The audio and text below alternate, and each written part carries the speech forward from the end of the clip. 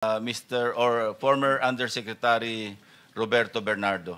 Kindly stand up so your oath will be administered by the Director General of the Bureau.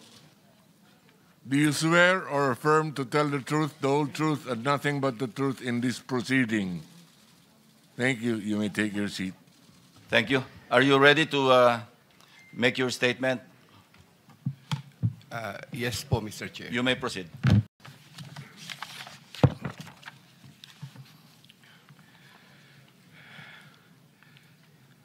Dear Senator Lacson and honorable members of the Blue Ribbon Committee, I am Roberto Bernardo, formerly an Undersecretary for Operations of the Department of Public Works and Highways, DPWH. I was summoned to appear today before the Honorable Blue Ribbon Committee and required to testify in connection with its ongoing inquiry in aid of legislation into the reported anomalies in certain DPWH projects, flood control projects. Bago ko po ilahad ang aking nalalaman sa mga bagay na nais tumbukin ng kagalang-galang na Blue Ribbon Committee, ako po ay umaamin sa aking maling nagawa.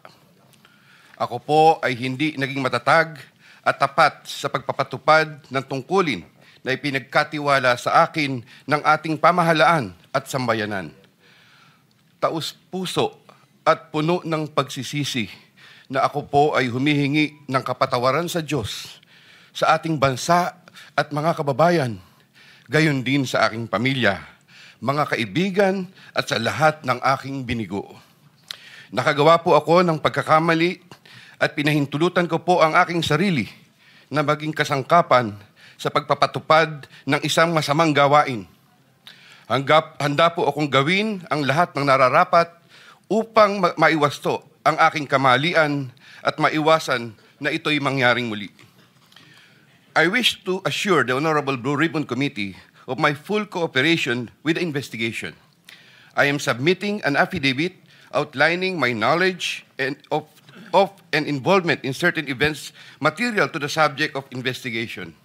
Moreover, I will disclose and expound on related incidents within my personal knowledge, mindful not only of the materiality of my testimony, but also of my rights, as well as fearful of what effects my disclosures will have on my family's safety and well-being. I have applied before the Department of Justice for coverage as a state witness under Republic Act No. 6981, otherwise known as Witness Protection, Security and Benefit Act. I hope the Honorable Blue Ribbon Committee will find merit in my application and favorably endorse the same to the DOJ. With the assurance of the Honorable Blue Ribbon Committee that my rights and benefits under RA 6981 shall be respected, I am prepared to submit the aforesaid affidavit to Honorable Blue Ribbon Committee and swear to and testify on the same, with the approval of the Honorable DOJ Secretary on the disclosure thereof for such purposes. The highly sensitive nature of the disclosures made in my affidavit cannot be stressed enough.